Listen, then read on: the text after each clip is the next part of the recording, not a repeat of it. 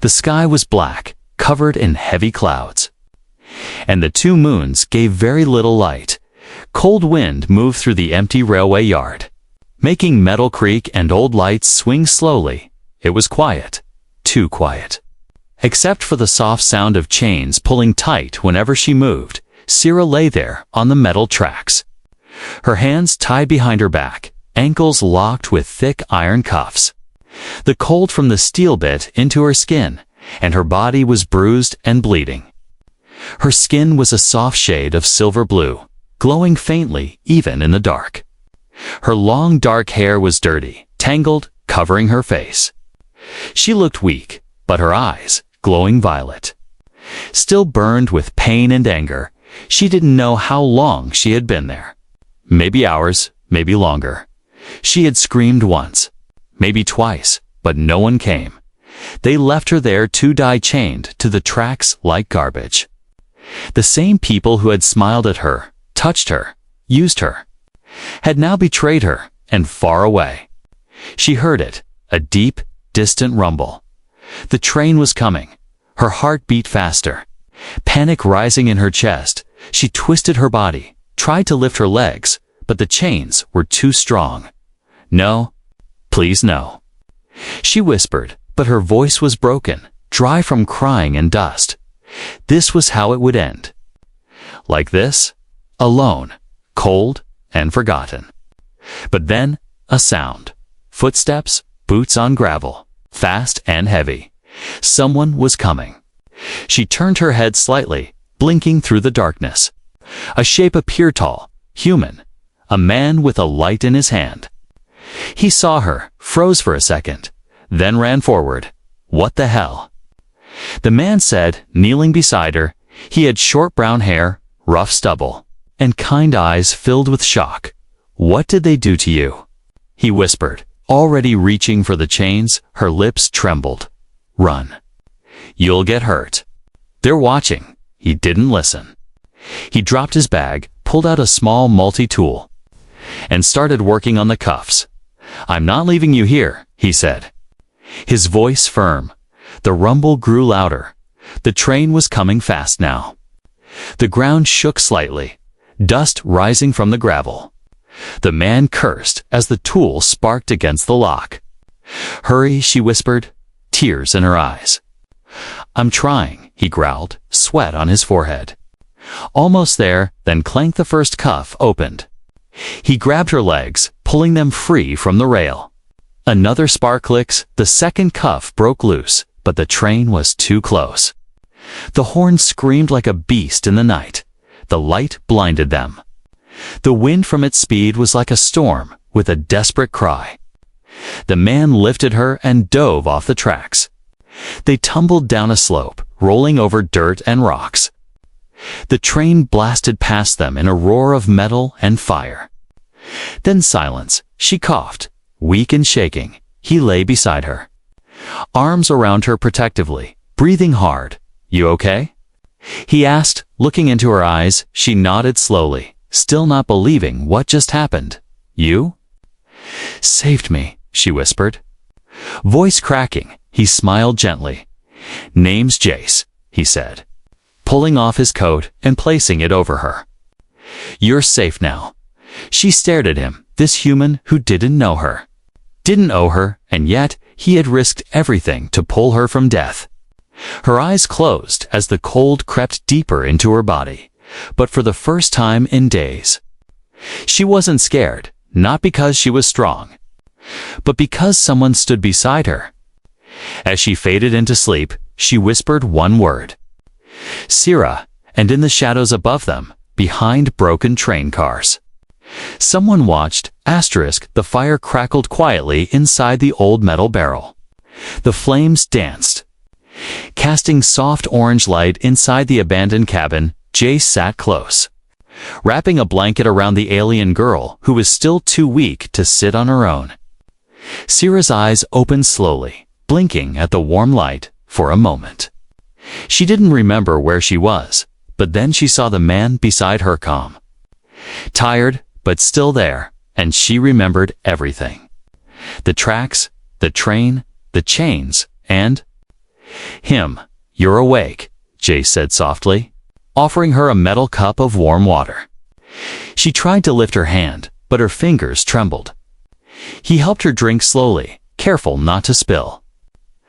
I thought I was dead, she whispered. Voice hoarse, you were close, he replied. But I wasn't about to let that happen. She looked down at the blanket, then at the fire. You should have left me. They'll come after you, too, he chuckled dryly. Maybe, he said. But I've never been good at walking away from people who need help outside. Wind howled across the hillside, shaking the broken windows of the old cabin. This place was once a hunting lodge, long forgotten after the war. Now it was the only place Jace knew no one would look, at least not yet.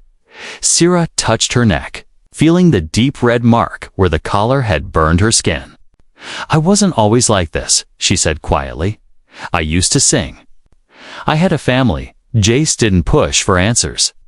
He just tossed more wood into the fire and said, You don't have to tell me anything you're not ready to. She looked at him for a long moment. He was different from others. Most humans either ignored her, mocked her, or treated her like a thing. But this one, he didn't even ask where she came from.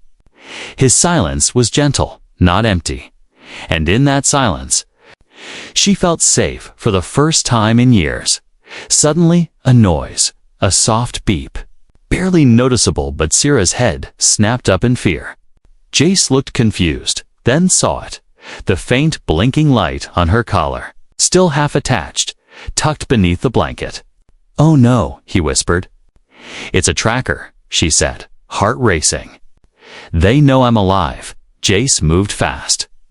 Grabbing his small toolkit, we don't have much time, he muttered. I thought this thing was just a lock. He flipped open the collar and began working. The wire sparked and a small screen blinked red. We need to destroy the tracker, Sira said. Or they'll come here. I can disable it, Jace said. Eyes focused, hands quick. But once I do, they'll know it's off. Then we run, she replied. Trying to sit up, pain shooting through her body. He caught her gently, helping her stay upright. I'm not leaving you behind, he said. No matter what. Click. The collar dropped to the ground. Lifeless. No more chains, he said. Stepping on it, breaking the device into pieces. For a moment, they both just stared at the broken collar. It was quiet, but the silence was heavy. Then Sira said, They'll send hunters, fast ones.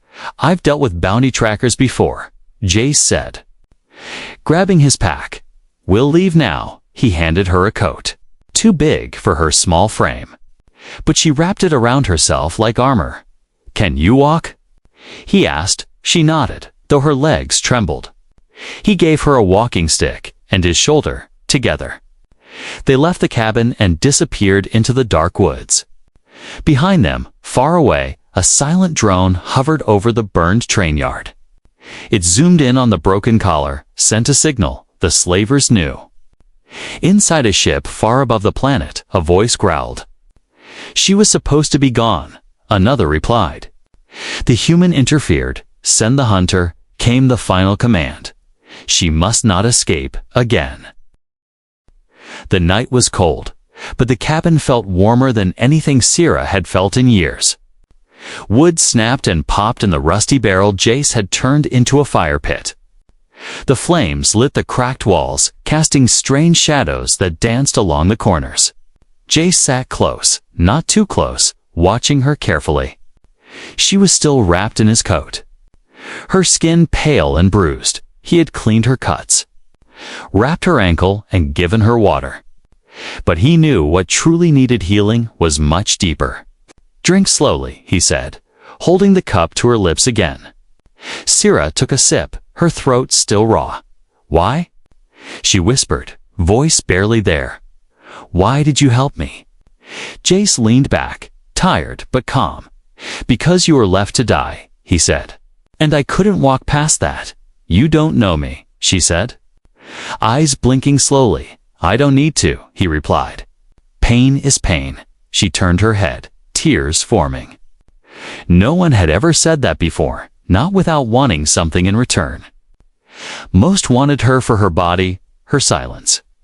Or her obedience, this one. Wanted nothing. I'm Sira, she finally said. Jace smiled. Nice to meet you, Sira, outside. The wind blew harder. Shaking the metal roof slightly, inside, silence sat between them uncomfortable. Then comforting, but comfort didn't last long. Suddenly, there was a sound, soft, almost nothing, a blinking light on the side of the collar she still wore. Half broken, Jace leaned in, eyes narrowing. That thing's blinking, he said. Sira's heart dropped. No, she whispered. No, no, no. She grabbed the collar, trying to rip it off. Jace stopped her. Careful. It's a tracker. She cried. They know I'm alive. Wait. Calm down, he said, pulling out his multi-tool. I thought I broke the lock. You did, she said, voice shaking. But this is different. They hide trackers in the frame. They'll come, she said, looking around the cabin like it would explode. And they won't just bring chains this time. Jace was already working. Fingers moving fast, sparks flew as he tried to open the back of the collar. Sira shook her head. You don't understand. They don't care who gets in the way. They'll kill you for helping me. He looked her straight in the eyes. Let them try, he said. You don't even know who I am, she said bitterly. I don't need to know, he replied. You were chained to a track to be crushed like garbage. I saw someone who needed saving. And that's all that matters to me. Sira's hands trembled. Not from the cold this time. No one had ever said those words to her. She felt something break inside her chest. Not pain this time, something like hope, a dangerous thing to feel again. Click, the collar fell to the wooden floor with a thud. The blinking light now dark. Jace stepped on it, twisting his boot until the shell cracked and sparked. There, he said. Now we run. Where? She asked, suddenly afraid again.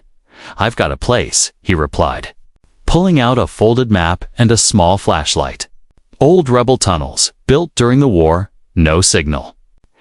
No scanners, but it's a long walk, he added, glancing at her weak body. She nodded. I'll try. You won't do it alone, he said. Offering her his arm, she leaned on him. Limping slowly toward the door, the old wood creaked as they opened it. Letting in the freezing wind, the stars above blinked silently. Sira looked up, eyes watering.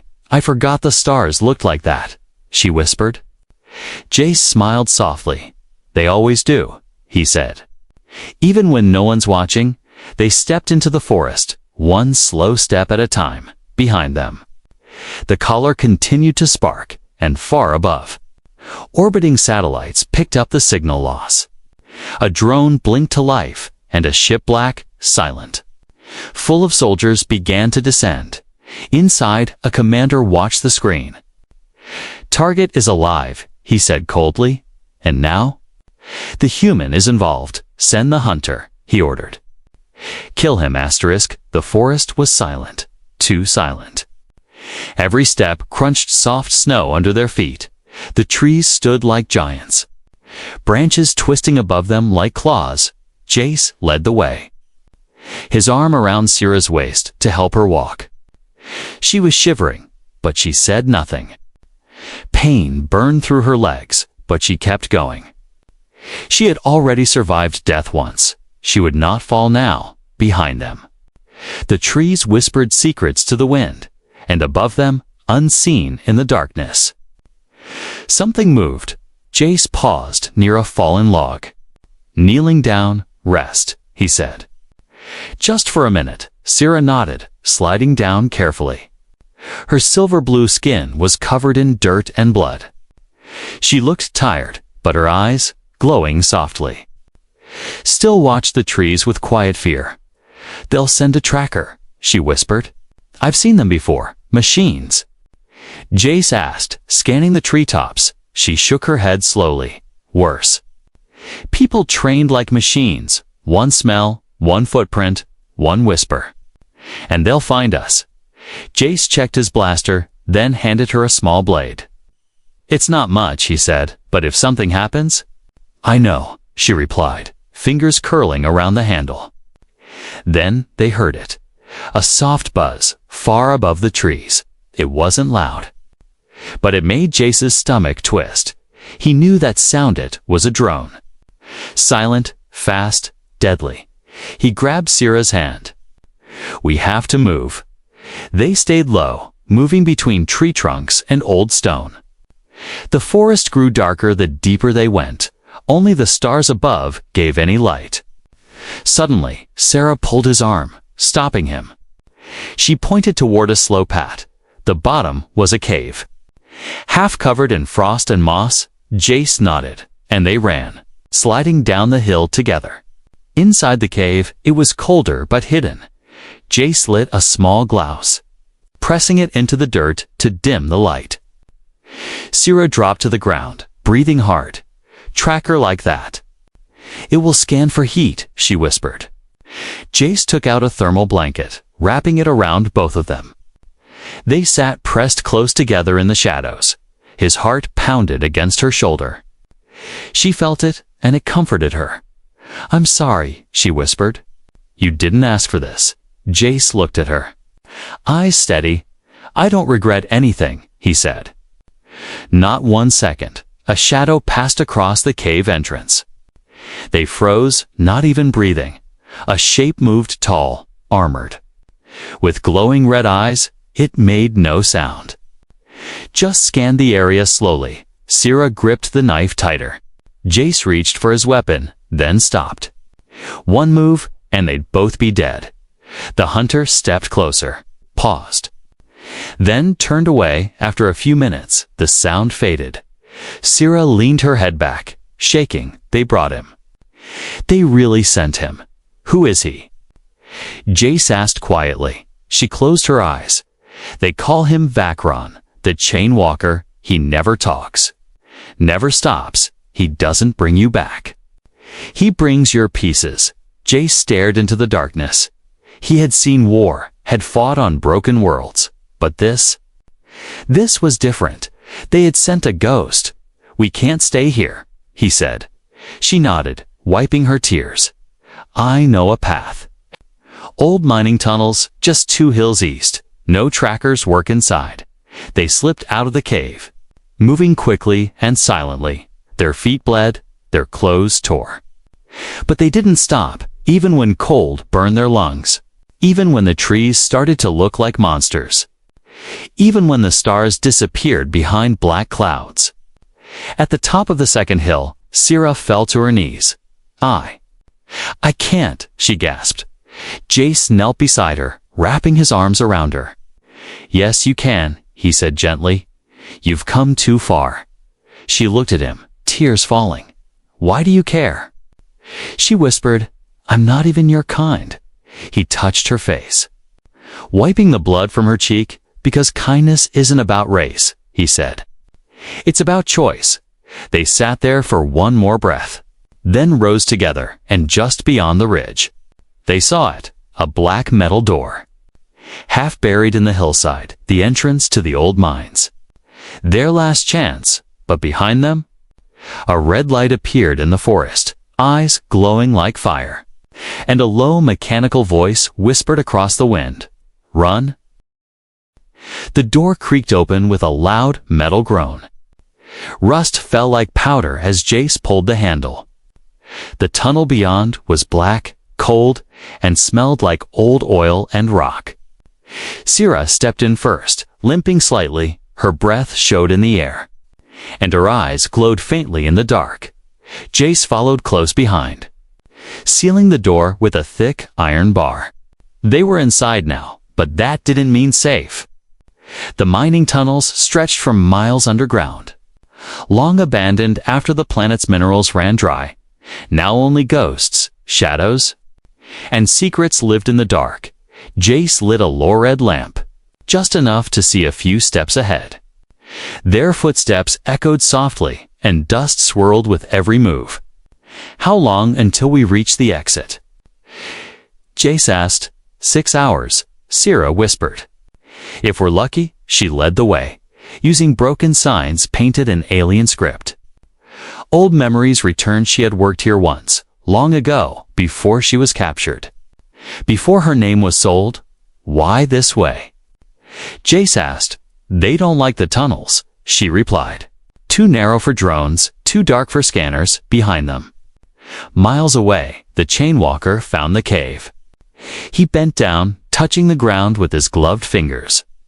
A faint heat print glowed, slowly fading. He rose, silent, and walked into the night. He didn't speak. He didn't rest. He only hunted, inside the tunnels. Jace paused. He checked a small device on his wrist. No signal. Good. They were deep enough now, but still. He felt it, a chill on his neck. Like someone was watching. Jace, Sira said softly. There's something you should know. He stopped. Turning to her. I wasn't just a slave, she said. I was a gift. He frowned. A gift. To one of the masters, she whispered.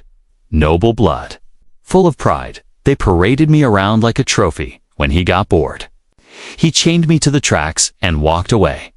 Jace clenched his fists. His name. Sira hesitated, then said, Lord Revtor. Jace had heard that name, one of the rich slavers from the Outer Ring.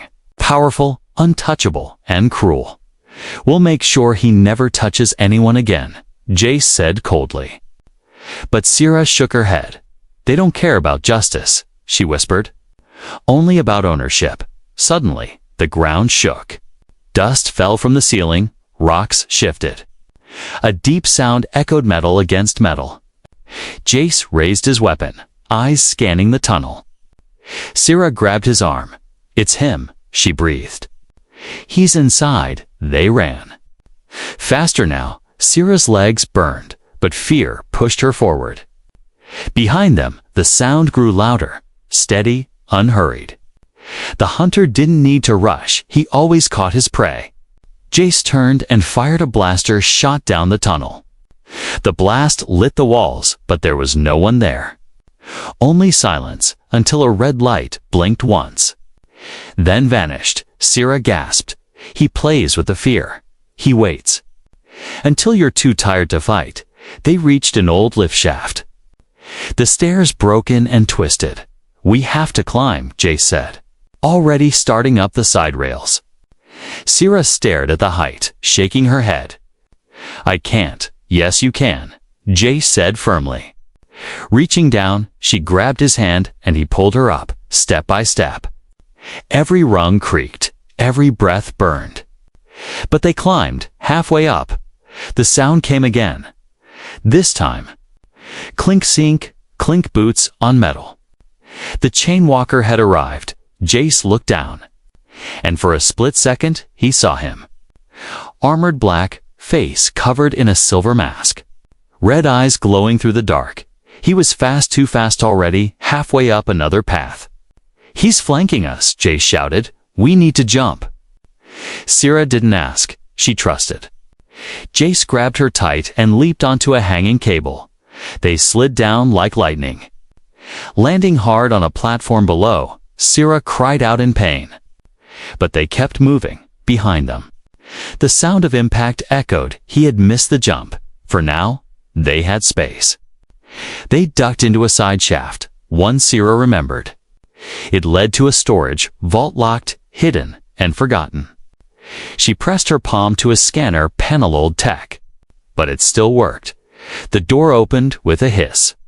And they rushed inside, sealing it behind them. Silence. Jace collapsed to the floor, breathing hard. Sira leaned against the wall. Her eyes filled with fire and fear. Why won't he stop? She whispered, because to him, Jace said quietly, You're still a thing that got away? She looked at him. Her voice shaking, I don't want to run anymore. He nodded slowly. Then let's make our stand. Asterisk, the old vault door sealed behind them with a solid clunk. Thick enough to stop a blast charge, heavy enough to block even nightmares. Inside the chamber, everything was quiet.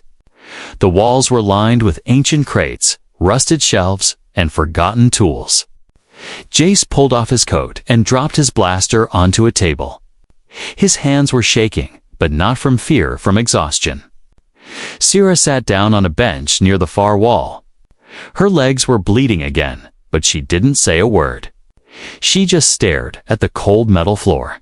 Thinking, remembering, he won't stop, she said softly. He'll dig through the walls if he has to. I know, Jace replied, opening one of the storage crates. He pulled out an old explosive charge, smiling slightly. Then we make him regret it. Sierra raised her head, surprised. You want to fight him? Jace nodded, already opening wires. I've run from people like him my whole life. Time to stop running. She walked over, her bare feet silent on the floor. Do you even know what he is? A ghost with weapons, Jace muttered. What else do I need to know? Sierra took a long breath, then said something that froze him. He's not here just for me, she whispered. He's here for what I carry. Jace turned slowly, confused. What do you mean? She touched her stomach gently. I didn't tell you before, she said. Because I wasn't sure if I could trust you, but I'm pregnant. Jace didn't move. He just looked at her eyes, wide breath, frozen.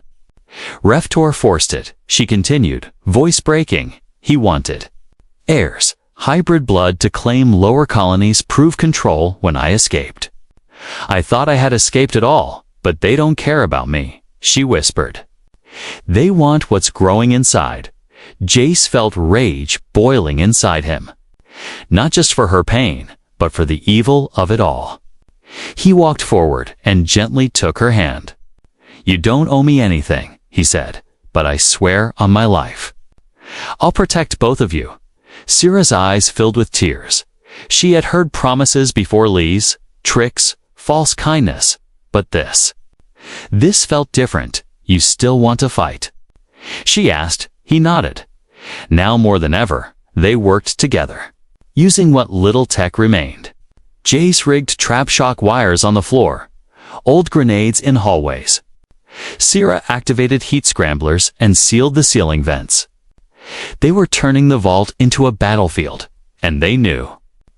The ghost was coming. Hours passed like minutes. Jace and Sierra sat close, eating old rations and sharing one bottle of water. Sierra leaned against his shoulder, her voice barely above a whisper. You're not like the others, she said. I've been alone for so long. I forgot what kindness felt like. He looked down at her. Brushing a strand of hair from her face, you're not alone anymore, he said. And for a moment, there was peace, until the wall exploded. A blinding flash filled the room as smoke poured in. Jace threw himself in front of Sierra. Firing blindly into the hole, red eyes glowed through the dust. The chainwalker stepped in, slow and steady. He walked through the first trap. Electric sparks hit his armor, but he didn't flinch. He moved like a shadow in steel, unstoppable. Jace pulled Siro behind a crate, tossing a grenade. Boom, still. The walker kept coming. Sierra activated the scrambler lights burst. Wires cracked, but it slowed him for just a second. Jace ran forward, swinging a heavy pipe into the hunter's side. The blow landed, but the walker grabbed him by the throat, lifting him up. Sierra screamed. Picking up a wrench and throwing it, it hit the mask, and the hunter turned. Jace broke free and rolled back, coughing. Now? He shouted. Sierra hit the final switch. The blast charge under the floor, triggered. Boom. The floor caved in, swallowing the chainwalker into darkness. Silence returned. The dust settled. Jace and Sierra stared at the hole, breathing hard. Is he dead? She whispered. I don't know, Jace said. Pulling her close, but he's not standing right now. They collapsed together onto the floor, holding on to each other, not because the danger was over, but because they were still alive and in this galaxy. That meant something. The tunnels shook with the distant sound of boots. Not one or two, but many. Ilara stood straight, her blaster in one hand, the other resting over her stomach. She was no longer the trembling girl chained to train tracks. She was no longer property, no longer voiceless, no longer alone. She had a name, a new life growing inside her, and a human who stood beside her without asking anything in return. Jace stood by the door, loading his last energy cell. "I count 6 heat signatures," he said quietly. "One of them?" "Bigger than the rest," Ilar nodded. "It's him, Revtar," she whispered. "The one who branded me, bought me. Used me." Jace turned to her, his voice calm but strong. "You don't have to face him," but Ilara shook her head. "No," she said, "I do." Rhea opened a side hatch in the wall. "You can escape through the vent tunnels," she offered. "I'll hold them here," but Jace and Ilara both shook their heads. "No more running," Ilara said firmly. Not from him. Outside the steel doors, voices barked orders. A high-pitched pulse echoed the sound of a master key unlocking the outer locks. Ilara breathed deep, heart pounding. The door slid open. Smoke curling in, and there he stood, Revtar, tall and cruel, draped in gold-lined armor. His face calm, almost bored. Behind him stood armored soldiers and the chainwalker, his mask cracked but still glowing red. Ilara, Revtar said smoothly, "You caused quite a mess. Come back now. And I'll be merciful." She stepped forward. "Chin high, I'm not yours," she said. Voice steady, "I never was." Revtar smiled. Cold and sharp, "You were bought," he said. "Your life signed over, your body gifted. You carry my blood now," he added, eyes narrowing toward her stomach. "That child is mine." Jace raised his rifle. "Try taking her, and I'll make you regret it." Revtar laughed. "A human, threatening me." "Cute." The chainwalker stepped forward, weapons activating. But Ilara raised her blaster, aiming not at the soldiers, but at the power core overhead. "You want the child." She shouted, "You'll have to take me with it." Jace shouted. "Ilara, wait." She fired. The ceiling exploded, sending shards and smoke into the air. The blast threw everyone back, soldiers screaming, systems sparking. The tunnel lights went red, alarms blaring. Ilara rolled behind cover, her ears ringing. She saw the chainwalker rising again, slower this time, damaged but still deadly. Revtar roared in anger, reaching for her through the chaos. But Jace grabbed a steel pipe and slammed it into the warlord's chest. They fought hand to hand, blades flashing, fists landing hard. Revtar was stronger, but Jace was fighting for something greater. Ilara stood, limping toward them. She pointed her weapon at Revtar's back, but froze. She looked at Jace, barely standing. Then she lowered her blaster and said clearly, "Let him choose." Revtar turned, confused. "What?" He snarled. Ilara stared him down.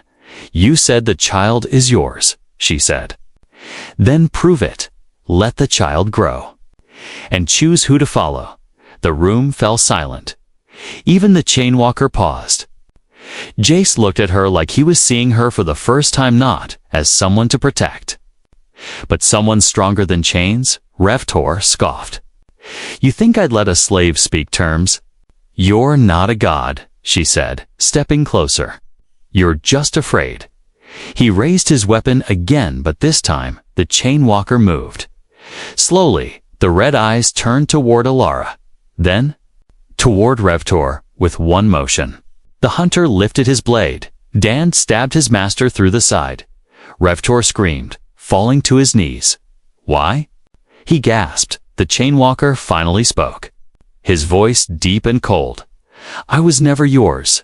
Then he turned, faced Ilara, and simply nodded, not as a killer, but as someone who had also been chained once. He walked into the smoke and vanished. Jace ran to Ilara, pulling her into his arms. "You okay?" She nodded, tears streaming. "It's over," she whispered. "It's really over." Revtar lay broken. The remaining soldiers dropped their weapons.